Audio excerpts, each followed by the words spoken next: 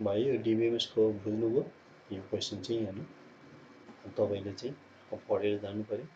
है पढ्नु चाहिँ पर्यो अब नपढिकन त हुँदैन पढ्नु चाहिँ पर्छ त्यसमा चाहिँ यो केही इम्पोर्टेन्ट क्वेसन भने चाहिँ हाइलाइट गरिदिइरहेको छु यो क्वेसन चाहिँ नछोडिकन तपाईले पढ्नु पर्यो ल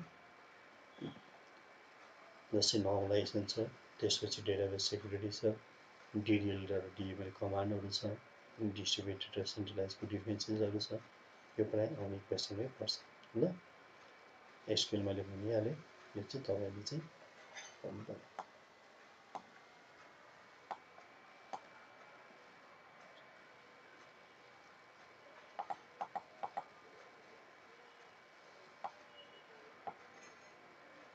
अब हामी नेटवर्किङतिर जाउँ मेरो नेटवर्किङको स्क्रिन देखिएको छ हेर्नु